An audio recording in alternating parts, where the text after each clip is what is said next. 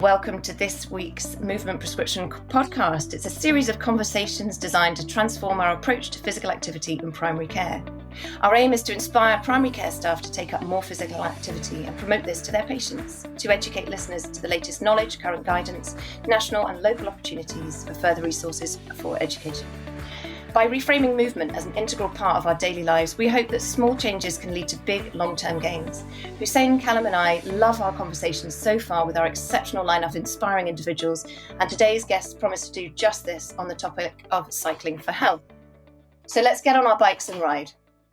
Today we've got Mark Beaumont, famous circumnavigator of the world, the fastest cyclist around the world. It says in your book, Riding Fast and Far, redefining what is possible on two wheels. Hi, Mark. Hello. Good to have you here. And we've got Angus Rodney of Love to Ride. And I saw on your website that you describe this charity as the home of cycling encouragement, on a mission to get the world on bikes. Hi, Angus. Hello, Susie. Thanks so much for having me on. That's brilliant. So we normally start by doing a few rapid fire questions. And, just give me some short answers. Maybe Mark could answer first and Angus next. But I would love to know, what does cycling mean to you in a sentence? Cycling for me has always been that childhood mischief to explore. I've always enjoyed pushing myself, being competitive with myself, but it's ultimately about place. It's about getting out and, interacting with landscape. Brilliant. And that reminds me of what you said. You've earned those moments. You definitely earn the views, don't you, when you're on your bike? Yeah. And how about you, Angus? Yeah, so for me personally, it's an enabler. I think whether it's recreation cycling and clearing the head and getting some good views, or just getting from A to B, it really has that transformative power to get you from A to B and to be a tool for escapism as well. So it really cuts across loads of things, but I think it's an enabler for everyone. I love that word, enabler. I know, Susie, you asked for one sentence, but I was just reflecting on that, and it's very unkind on other sports, but I had the privilege in 2014 of filming the build-up to the Commonwealth Games. I got to travel around the entire 68 nations and territories of the Commonwealth and film and train with athletes who were doing all sorts of other sports. And I reflected after that I was very lucky to have chosen cycling, because cycling literally can take you around the world.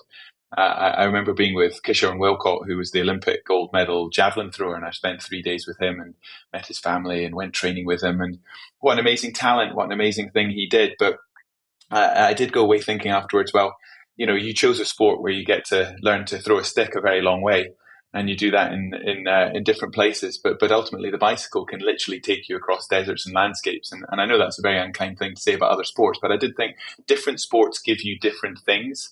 Mm-hmm. And clearly, if you're doing something which literally takes you, out and explores the landscapes, that's a very different thing to others. So we don't want a hierarchy of sports. But I did come back from the Commonwealth journey realizing that not all sports give you back what you put in. That's incredible reflection. And actually, if I was to give one word to what cycling gives me, it gives me freedom. I think that's a really good word for it, isn't it? Yeah, I had to get across town yesterday and I had an hour to do so. And you know what the traffic is like in Edinburgh. And Edinburgh is a relatively easy, city to travel in. What was the fastest way across town? Had to be on my bike, right? We're very lucky to have these routes, even on our doorstep. Yeah, I mean, cycling, clearly it can be for sport, it can be for competition, it can be competitive, but cycling at its most basic is a form of transport, and so it is a function. Again, to pick on the victim from a moment ago, being great at javelin is not a transport. It is as amazing a sporting endeavor, which gives you a lot of things, flexibility and strength, and it would teach you a lot in terms of the training and discipline of that, but it's not going to get you across town. It's not going to necessarily give you the same level of companionship with friends unless they're competing with you. And I think what for me, the bike is something I can do with my kids, my friends. Almost anyone can ride a bicycle. So it's the fact that it works within and out with the competitive realm. just takes it into that unique space alongside, say, walking and jogging and a very few others. Very good. So that brings me on to my next. I mean, we'll try and keep it rapid, but obviously, I love the chat too. How many bikes do each of us own? I'd love to know at the moment, because Mark, I suspect you've had hundreds through the years. I'll get the ball rolling with a probably a more modest number than Mark. At the moment, I own two. I have a road bike, which is seldom used, if I'm really honest. It's currently sitting gathering dust. I think the last time I was on that was September, which really displays that I'm clearly a fair weather cyclist. Having said that, I've also got a very rusty single speed that I use to get from A to B. It's had many small transformations in terms of color palettes and new components, but ultimately it's a cheap runaround, and that's my day-to-day bike. So that one gets used far more often for short local journeys. The other one is shamefully gathering dust, but it will come back out at some point. Yeah, the roads aren't particularly inviting, are they, at the moment? There's a lot of potholes and all sorts. So, Mark, you don't have to tell us the truth. I just was intrigued. I mean, how many figures are we into? I think I've got a bike room next to my living room. So if anyone was to ever buy my house, I'm not sure what resale value an entire room of bikes next to the living room has. Most people keep them in the garage, but I think I've got about 8 in there. And in the garden shed, I've got the penny farthing, which is very functional and interesting, a racing penny farthing. But the big expedition bikes, like the one that's got the round the world record, length of Africa, the big expedition bikes, I tend not to use them after the big expeditions. And I like them to be on display to tell their stories and to hopefully inspire, children in particular to think about adventure. So, yeah, my first and second round the world bikes are both at the Transport Museum up in Dundee. Until recently, I had one through at the Transport Museum in Glasgow, down in Beaulieu, the big museum down south. There was one in Edinburgh Airport for years. People will probably remember going through security, and I used to keep a bike there, which was great. Very handy place to keep a bike. It's very safe, just past security in Edinburgh Airport. And so Scottish Institute of Sport, I've got one of my bikes. So I do try to sort of, rather than just gathering dust, I do tend, for the big expedition bikes who have records, I tend to try and put them in interesting places so they can continue to tell their stories. Not in an ego sense, but just because I want to give people the quiet confidence to get out there and dream big about riding bikes. And, I think, these bikes all have their own story. That's really interesting. Quiet confidence to dream big. And I think a lot of the time, with lifestyle medicine, when I'm applying it day to day, a lot of what we're doing is helping people see what's possible. And I think, you have to have a role model in that. I didn't realise that your bikes were in the Transport Museum in Dundee. I'll have to go there next time we're up at Granny's house. So good stuff. Excellent. Right, I've got a question for you. You have to run an errand within a mile from home. Do you A, take the car, B, walk and call your mum, or C, get the bike out, then go the long way? I live in Edinburgh, so I just cycle. I mean, it's pretty easy. Very lucky with the old tram network, which have been converted into cycle paths and walking paths. So every day. And it's the bike I've got for around town is a bike which I can, even if I'm dressed up smart, it's got a belt drive, so I don't have chains, I don't have oil to go all over my clothes. It's got mud guards, so I can ride it in all weather. So it's pretty simple in Edinburgh to get around by bike. And parking's very expensive, so why would you drive? Well, this is also true. I guess one of the barriers is I work in an area that has a high crime rate. Down, if you think of train spotting, you might get the area that I'm working in. So we do have to be a little bit careful with our bikes. Have you ever had one of them pinched in Edinburgh? Or have you managed not to? I've managed not to. I've only had one bike stolen in Scotland, and that's when I was a student in Glasgow. It was my beloved BMX bike, so that was the end of my BMXing. But no, I've been lucky in Edinburgh. Tend to try and keep them close or lock them up pretty safely. But no, I realise that is an issue, and I've actually done some work in the last year with Police Scotland around tagging bikes. So when they are stolen, they've got a way to trace who owns it, and that's something to think about. Actually, can I just pick you up on that? How do you do that? I should know.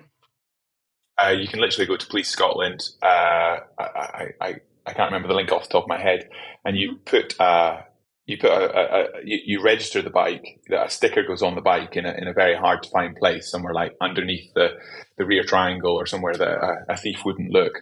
And it means that when that bike is found or recovered, they try to resell it, you can literally scan it and trace it back. It's almost like how you would tag your dog. But once the bike is registered with the police, it's much, much easier for them to return. And they've literally got mountains of bikes waiting to be reclaimed. Whereas, so if you've got that sort of barcode on the bike in a place that the thief would never look, it's registered to you, it'll be returned to you. That's brilliant. Do you know if they have something similar in England and Wales, or is this a Scotland specific? I did some work with Police Scotland on that. I can only assume that the same exists across other home nations, but yeah, no, definitely look into it. It takes 5 minutes. They send the stuff out. You register the bike. It's job done. Peace of mind. Excellent. I've put that on my to-do list. Back to the question, Angus. How about yourself? You live in Glasgow, so it's a slightly different context. It is, and we don't have the 20 mile per hour speed limit, so there's potentially slightly more of a gap between the speed at which you can cycle versus drive, although I would say congestion probably mitigates that gap. For me, I'm cycling pretty much all the time, that length of journey, so quite happy to do it.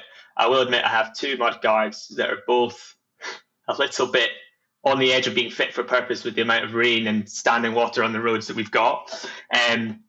But yeah, I'm definitely cycling, and unless the weather is really amazing, I'll probably take the quickest route from A to B.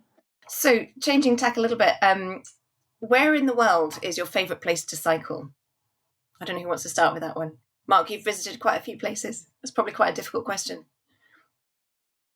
Yeah, but I'll make it short. I mean, I've done films and expeditions in 130 countries, and that perspective of home I think is very interesting.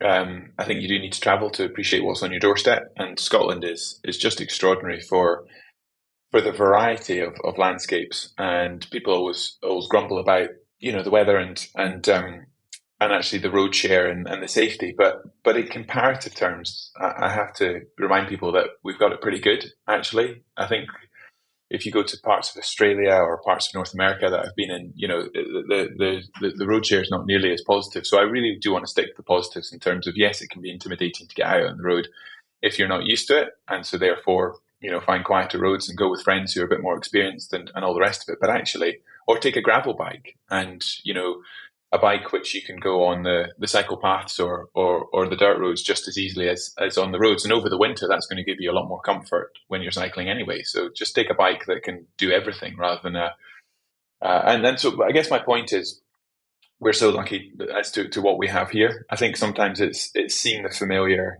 and getting out there and realizing what's on your doorstep, sort of seeing home in a different way. So I'm biased to Scotland. I think it's amazing. I mean, I could bang on about the Gobi Desert or cycling across the outback or, what it's like in Outer Mongolia. But actually, I think we're incredibly lucky as to what's close to home. And, having literally cycled around the world top to bottom, I'm very biased to what's on our doorstep. Excellent. How about you, Angus? I would echo what Mark says there. I've probably not been to quite as many countries, but I've had the pleasure of cycling in a few lovely parts of the world. There's two things I would mention. One is I love Assynt up in the northwest. I think it's an amazing landscape, lovely B roads, albeit lots of short, sharp, punchy climbs. I've seen lots of your documentaries, Mark, so I know you know that part of the world very well. Yeah, Assynt is just stunning. It's like nowhere else on earth. And then the other thing to say is I've lived in 4 out of the 5 Scottish cities, or is Dunfermline now a city as well? I'm not sure. But essentially, one thing I think Scotland has that not many other places, certainly the UK, have is the ability to get out of a city quickly. So no matter where you live, whether it's Edinburgh or Glasgow, generally you could jump on a cycle route, find your way to the edge of the city, and you're in the hills or on quiet roads pretty quickly. So I think that's a big benefit to Scotland as well, is even you've got Assynt, which is a stunning landscape, but even if you're in a city, you can get out and feel like you're in the middle of nowhere pretty quickly.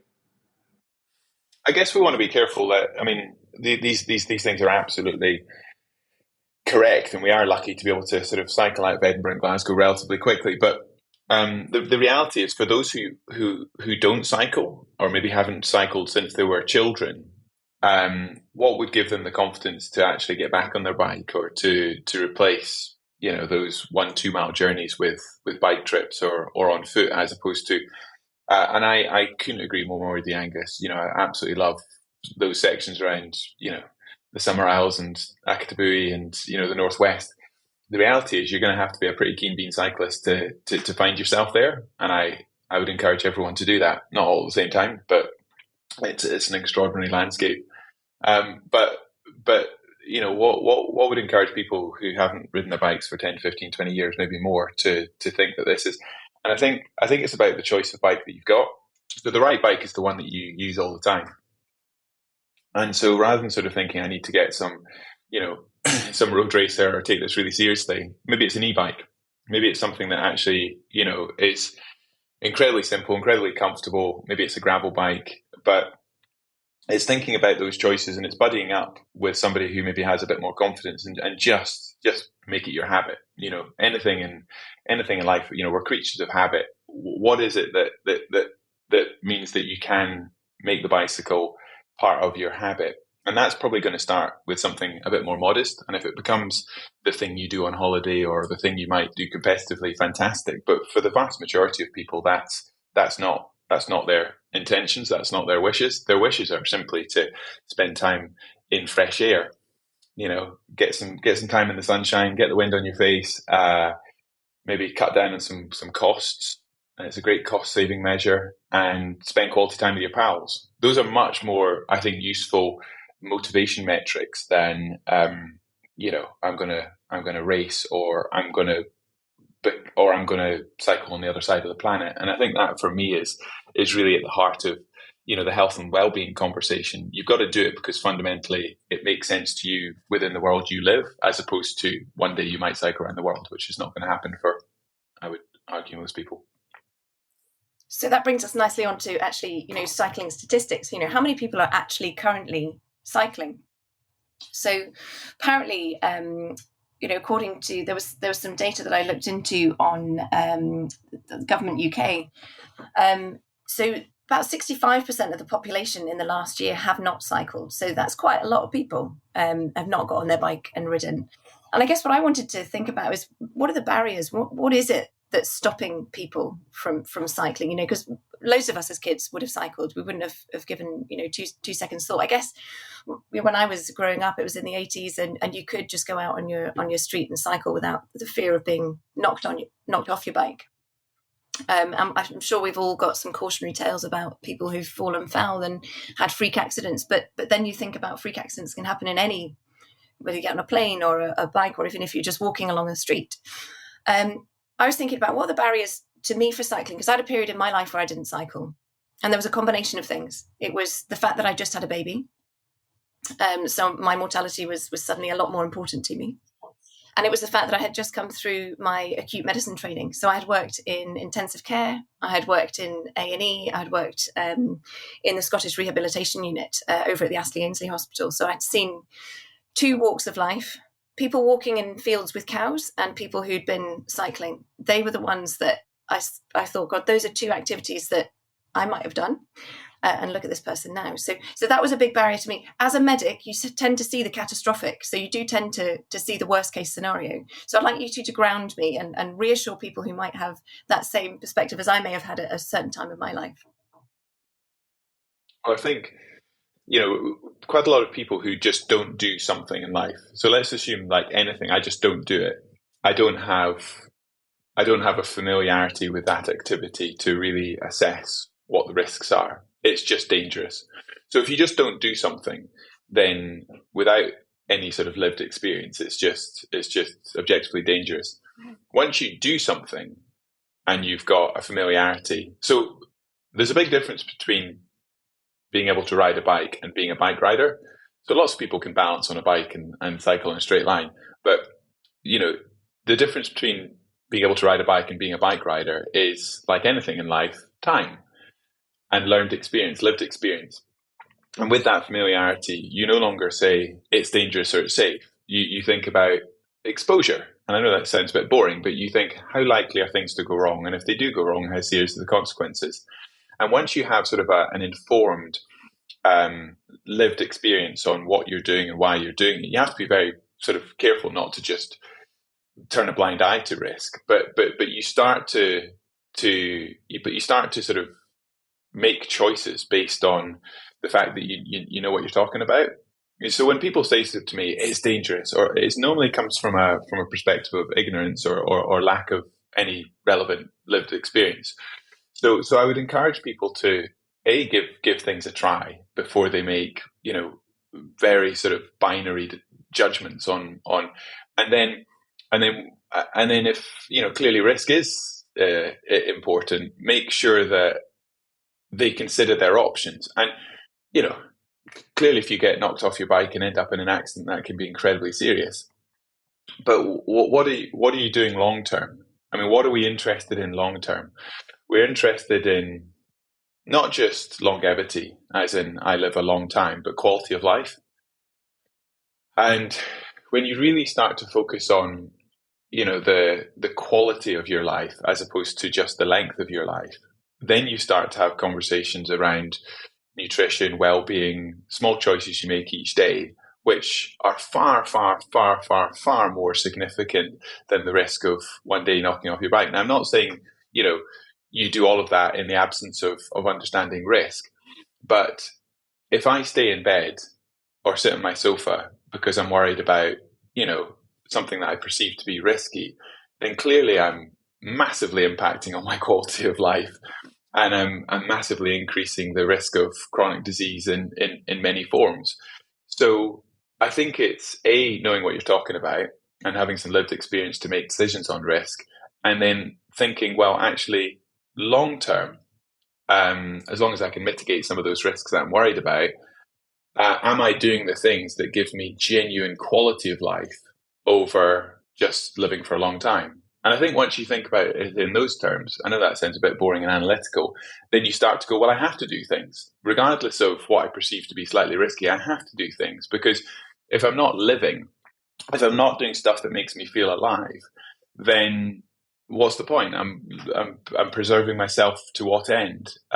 So you've got to do things which make you feel alive, which challenge yourself, which gives you a sense of childhood play. Those things are massively important for the lives that we lead. And I think it stops us just going, well, I'm not doing it because, it's something I don't understand or it's dangerous. Brilliant. And Angus, this is the lifeblood, isn't it, of Love to Ride, trying to overcome some of these barriers. So tell me a bit about the work that you guys are doing. Certainly, yeah. I think it's that question you've asked there, Susie. I mean, we could talk about it for a long time. It's really complex, and the reality is, like you say, with the amount of people that aren't cycling and the sort of behaviour change, we've really not moved the needle on transport emissions in Scotland since sort of pre 1990 levels. There was a dip during the pandemic, or an increase rather, in terms of people out on bikes, but we're back to kind of those pre-pandemic levels now. And what that shows really from a transportation, sustainability, health perspective is there's something amiss. We're not connecting with people. Behaviour change in general, I think Mark's perspective is absolutely spot on, particularly the, make it fun, make it play, embed it in your day-to-day is super important. And I think the fun piece often gets forgotten. We get too bogged down in the minutiae of new infrastructure and policy, and that is absolutely integral. But ultimately, you as an individual, we make choices based on our own intrinsic and external factors. So is it going to be convenient as a mode of transport? Is it going to reduce my costs? Am I going to enjoy it? These factors pull on my heartstrings, or generally our heartstrings, much more than is it going to save the planet? And I think it's important as well, we're all sitting here as white, able-bodied, probably generally quite fit people, or in Mark's case, uber fit. I think it's important to have the narrative of we need to take everyone or people with us. So from a kind of health or social prescribing perspective, I think that's also really important, particularly given that a lot of people coming through the door are going to be in socially deprived areas. They might be ethnic minorities, they might be older, and we need to bring these groups of people with us. So it's the narrative around how we do that. There's all sorts of things I could prattle on about, But I think to give an idea of designing places, if we think about people that are visually impaired, they get used to certain patterns of infrastructure. So if we drastically change an area, they have to remap in their head how they move. It's also adding things like tactile pavement design so that they can navigate junctions. And I think as well, if we're talking about hard to reach communities, what is it that appeals to them? Or is there a cultural barrier? For example, I know that in with Muslim communities, a lot of women just don't cycle. It's not part of the narrative. And how do we reshape that? So we need organizations on the ground that speak to these people. I'll maybe pause there because I realize I'm prattling on, but I think the point is it's really complex, and we need to make sure that we recognize the drivers and barriers for all of these groups, and then we're kind of pulling on their heartstrings. Just want to pick up on something you said there, because I work in an area that is very deprived, but we also have a lot of minority ethnic communities within our area. One of my passions is diabetes and diabetes management and the lifestyle approach to that. There's a lot of diabetes in these ethnic minority groups as well. So I'm going to be talking to the wonderful Lubna Kerr and trying to get her to give me some tips about how can I approach this with people in an acceptable way from the minority ethnic health communities. I mean, who are the groups that are doing this? So could you give me some names? So this will help me for my next podcast, you see, but also in my work. Yeah, definitely. There's a couple of organisations that spring to mind. One particular fantastic organisation in Glasgow based called Women on Wheels. So Shagifta Anwar runs that. She is a force to be reckoned with in terms of her belligerently sort of trying to get more women on bikes, but also women of colour. In particular, the thing that happens there is you get that critical mass of they'll take you out, and there's women who look like you, that dress like you, on bikes. So that helps to break down that barrier of feeling like this isn't for me.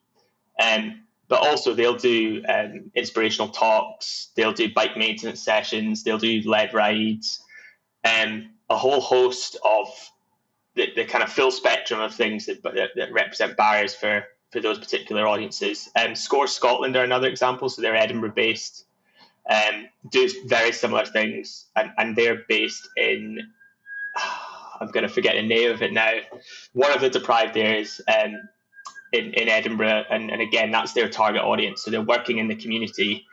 I think having these organisations that are based in the community as well builds trust, because they have a vested interest in south side of Glasgow or Granton, Pilton, etc. So that's just a couple of organisations.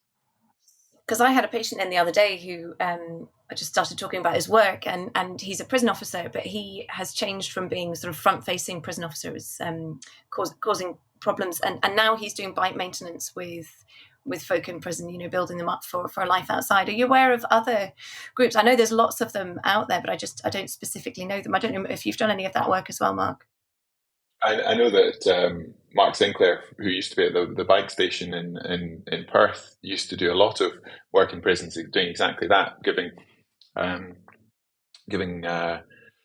inmates new skills, so when they came out, they could find employment. I don't think he's with that organisation anymore, but I'd be interested to know if the likes of the bike station and other sort of recycling centres for bicycles, because they're all about community engagements and upskilling, and they certainly had a really good prisons programme running 3-4 years ago. But it'd be worth finding out who's doing that now. Angus, do you have any intel on that front, or is this something I'm going to go and have to do my research on? Nothing specific from me on that. One thing I may be worth mentioning, Susie, is there's a brilliant organisation called Paths for All. They basically provide strands of funding for sustainable modes of transport, walking, wheeling, and cycling. And they have different strands of funding that go to local authorities and to community groups. And that is a fantastic enabler. There'll be a whole patchwork of organisations that are running health walks, lead rides, etc. in communities. And it's worth maybe checking out their website to see what projects are currently live and where they are in Scotland. And I know that we're talking a lot about Scotland because we're all based in Scotland, but some of our listeners may be from England. Are you aware of any UK organisations that people could look to? So in terms of getting involved in cycling, I would check out Breeze, which is a part of British cycling, which is clubs all over the UK for women to get into cycling. And I mean, club cycling is not for everyone, and I don't want to focus on cycling as a club activity because, for a lot of people, it's just cycling to school or cycling to the shops. But if you want to go out with people to build your confidence and have a social element to it, cycling to a coffee shop at the weekend, that sort of thing, then I think Breeze is a fantastic way of doing it because you get away from that sense of, well, joining a club is going to be immediately competitive and everyone's in lycra and it's mainly men. So Breeze is fantastic, and they've got led rides all over the UK. And there's, I mean, for example, if you're over and back in Scotland, over in Arran, there's a wonderful women's cycling group over there called the Arran Bells. And when I followed them online, they just do such amazing activities. And you can see that it's the social element that keeps people going. But the fact that they're riding bicycles is sort of almost by the by. It's the mechanics of it. It's just an amazing community, engagement where people of all ages, women of all ages are getting out and riding. So I think just, whether it's through the likes of Sustrans or British Cycling or other Cycling UK, just having just a quick Google search in your area as to what's going on, if you need that sort of community element to it. But I think the vast majority of people who get into cycling are not doing it in their leisure time as a sort of an actual sort of get fit activity. I think for most people the gateway to any of that is just riding your bike in a much more practical sense. And then if that sort of gateways to something a bit more, time consuming, and you're actually spending your Saturdays, going out and joining a club, fantastic. But I would implore people you don't have to do that. It can simply be something that you feel like the garage every day because it's the best way to get to where you need to get. Absolutely. Yeah, I mean, I'm hoping that people will be beginning to feel inspired and to see what's possible for themselves, and maybe be thinking, right, I need to go and open said garage and pull out my bike, pump up the tires and get out. I mean, the days are getting longer. It's a bit windy just at the moment, but hopefully that will settle down because, weather can be a bit of a barrier, can't it? I mean, how much kit do you need for cycling? What do you reckon? Yeah, I mean, it's I think if you're not used to being out in the elements, then clearly, I guess, like we were saying a few minutes ago, there's sort of the fear of the unknown. And of course, on the ridiculously inclement days, I'll jump on the bus or do something else. But I'm fair weather like everyone else. But for 90% of the days that we get here in the UK, the bike's a good option. For the 10% where it's just too wild, fine, absolutely fine. I'll join you doing something else. But I mean, what do you need? You need a helmet. You need a good jacket, and that's about it. If you're cycling in and around town, day or evening, I would encourage you to get a good rear light. Lights are in two categories: lights so you are seen, and lights to be able to see. So if you're doing bigger rides and you're heading into the countryside and you genuinely need to light up the world in front of you, then you need to spend a bit of money and get something quite super duper. But most people riding bicycles just need to have lights so they are seen. And by far the best thing you can do to protect your safety is not actually use a helmet, although I would encourage you to do so. It's just put a light on the back of your bike so that I don't care how bright your jacket is, people can actually see you. And it's so simple, day and night. And I'd say that is the single most important thing to do. And I know you asked me about what you should wear, but then just thinking about practically getting out on the road, towards the edge of every road is just where all the dirt and mud and broken glass and everything is thrown. So if you're not very confident, people end up riding in the gutter. And when you ride in the gutter, the road's more broken, there's a lot more debris, you're going to get dirtier, and it's going to be less safe. You're more likely to puncture. So ride in the road. Ride a little bit out from the white line at the side. Don't ride in the dirt at the side, and you'll get to where you get to cleaner, and you'll be a lot safer, because cars actually need to properly overtake you rather than staying in the lane and cutting you off. And it's incredibly scary. You sort of think, oh, I'm just hiding at the side of the road. But then the feeling of people not actually having to overtake you and staying in the lane means that you're left with no space at all. Whereas if you ride out a little bit, vehicles are encouraged to slow down and overtake you as if you were a car. I'm not saying ride right out in the middle, but you'll be cleaner, you'll be safer, you'll just enjoy your riding a lot more. So yeah, keep it simple, and just a couple of tips there. I love that. One thing, though, is with children and riding on the road, it puts the fear of God into me when I sometimes see wobbly children on the road, because, you're not supposed to be cycling on the pavement. So you're trying to encourage your child to go on the road. But if they're not yet, completely in a straight line, and you sometimes see them sort of cutting off the corner, and what would your advice be there, Mark, as a parent? There's a judgment call on when they are ready to go on the road. So it goes back to my comment about the difference between being able to ride a bike and being a bike rider. If your child doesn't yet know very basic things about road positioning, and what to do at junctions, you absolutely need to spend time with them somewhere else first. So if your child cannot hold a straight line, or as soon as they're going to get to a speed bump, they're going to get, or they're going to, they're not going to be able to concentrate.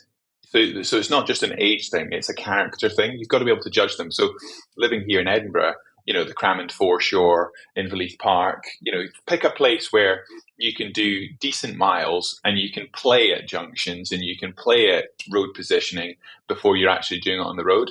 If you're in a situation where, unless you're a professional level cyclist and you can happily ride along, with a hand on their shoulder, and you've got the coordination and dexterity to be able to do all of that for them, as well as handle your own bike, don't even try it. Do it in a space where you're not on the road. Build their confidence. Make sure they can ride with a bit of momentum. It's like when you go skiing. A bit of speed's actually your friend. If you cycle too slowly, you are more wobbly. And so your child needs to be able to ride with a bit of confidence. They're not going to immediately, fall over if they hit a cobble or whatever it is. And just find a space, a tarmac space, so that you can chat through these things before you're actually on a road with a double-decker bus coming by you. It's unsafe to them, and it's unfair to other road users. Good advice. And Angus, what about at the other end of the spectrum? What if an adult was never given that privilege and that time by when they were a child? This is an older person who maybe doesn't remember how to ride a bike because they've never done it before. What's your advice there? Yeah, it's a great question. Just quickly on the confidence for kids, just one thing to mention, I think it's a fantastic initiative, is the bike bus initiative. So anyone can set these up. Generally, led by teachers, makes a lot of sense. And it's just getting basically all the kids to travel from home to school or school to home at the end of the day in a kind of mass roads takeover. I don't want to perpetuate a narrative of bikes versus cars at all, but they are really fantastic for building confidence in a group, and also they're just fantastically safe and good fun. So it's worth highlighting that. On the other end of the spectrum, someone that's an adult and hasn't ridden a bike before, or is maybe lacking confidence, that's where your face-to-face community-based organizations come in. There is obviously Bikeability, national program. It's fantastic. It's worth getting involved in that in Scotland, UK-wide, but also your community organizations. So Women on Wheels, the Bike Station, a number of other ones, getting down for lead rides and confidence sessions. A bit of one-on-one tuition helps massively. But I think once you get from that stage as well, you can get a lot of confidence and experience from also bike clubs, where you can get more skills and handling skills, which is ultimately going to help you on the road. I don't know, Mark, if you've got anything to add on that. Just on the practical side, I've found a lot of people who come back to cycling, or older cyclists, maybe in their 60s, 70s, 80s, For them, it's often about flexibility. So, can you turn your head so you can actually, glance behind you and, see what else is happening on the road, and a balance, confidence. So, people stopping, starting becomes an issue, and just feeling they can balance the junctions and coordinate everything. So you could think about having a step through frame rather than the top bar on your bike. So, you can very, very easily, get on and off your bike, and you don't feel like, there's a lot of, there's a big bike in your way. You can easily, and think about an e-bike. As soon as you put your pedal down, there's an assist there, and you're not going to feel like you're being chased away from the traffic lights by other road users, because you immediately have momentum on your side. So get an e-bike, get a step through frame, get disc brakes rather than rim brakes, so you feel more confident, especially if it's wet. So you got, and just make sure you got the right gearing. Don't dig out your bike that you had in the 70s and 80s, which has got big old race gearing on it. Get what we call a granny gear. Get something which you can spin up anything on, and you're not going to feel like you need to be super strong to ride. Get some slightly wider tires on your bike. Let some air out your tires. Just make it more comfortable, more grippy. So again, if you hit some leaves, or even if you hit some ice, you're not going to feel immediately like you're on ice skates. So there's just some really, really simple things you can do to give you a wee bit more confidence on the bike. And once you're on that sort of learning curve, things get easier, and you can change things. Just to take that one step further, for those that have balance issues or maybe have something like Parkinson's, there are a lot of adaptive bike libraries out there. So like West Lothian Bike Library, for example, they have loads of different adaptive bikes, e-bikes, etc. So there's always something to suit your needs. And again, if we come back to that first question you asked Susie about what cycling means to me, if it's an enabler and it's an empowering tool, anyone, regardless of age or disability or gender, should be able to cycle. And adaptive bike libraries are, very important, and there are lots of those in Scotland. So it's just worth highlighting that. I had never heard of those. That's absolutely brilliant.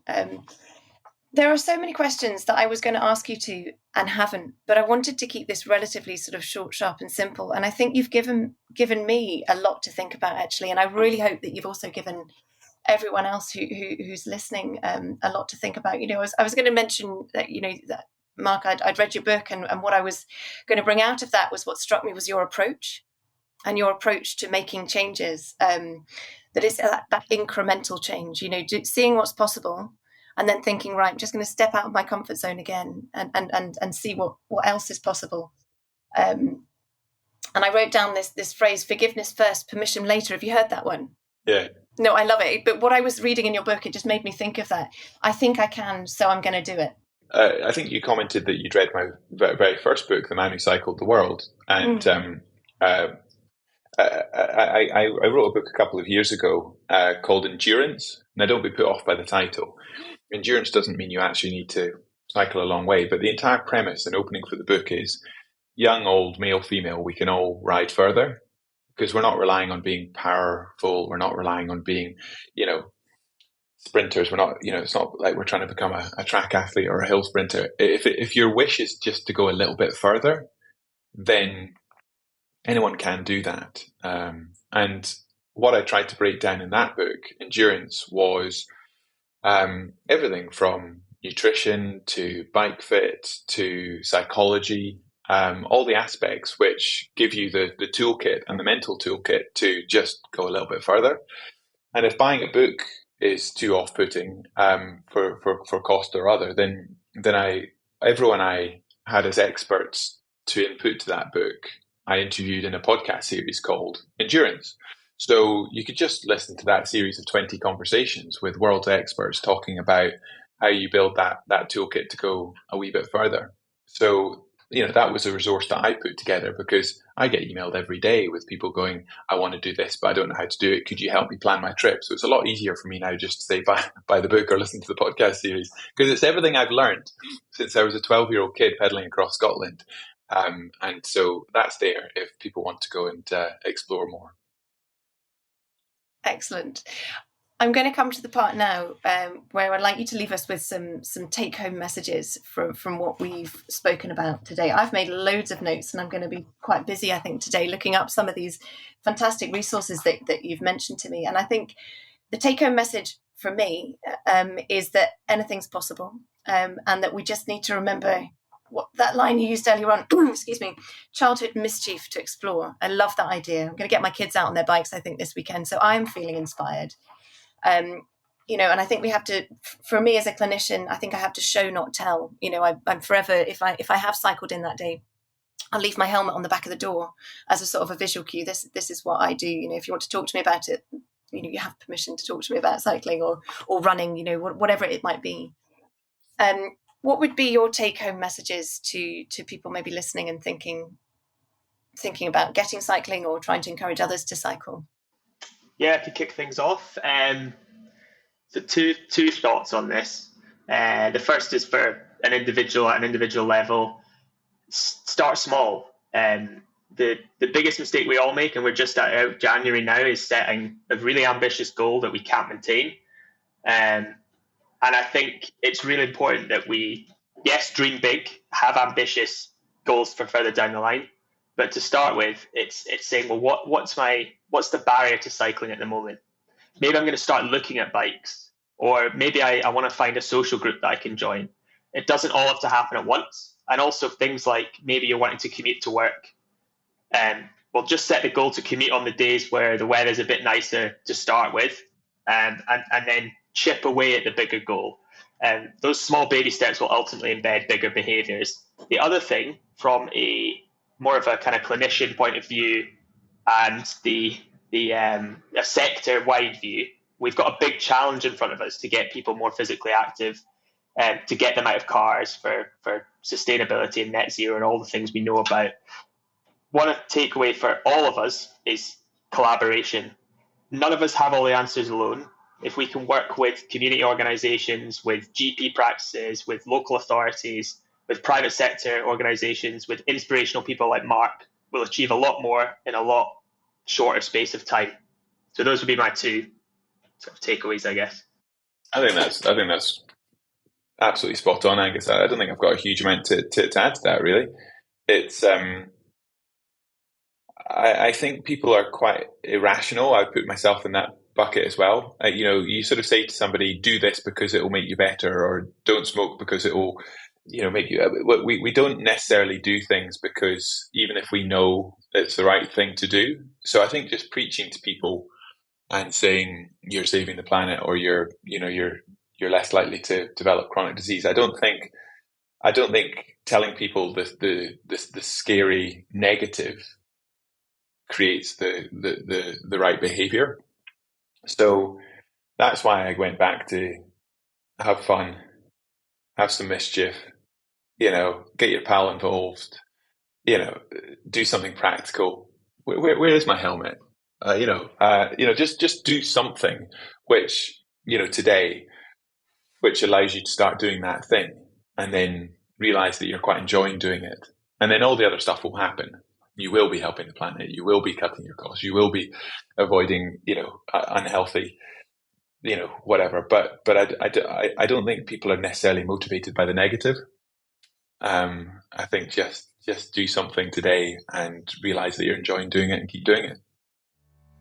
Fantastic, chaps. It's been an absolute pleasure to speak to you both this morning, and thank you so much for your time. I hope that people who are tuning in are actually asking themselves that very question, where is my helmet? I'm going to go and dust off the children's bikes and plan some routes for this weekend. Okay, thank you so much. Great, thanks so much.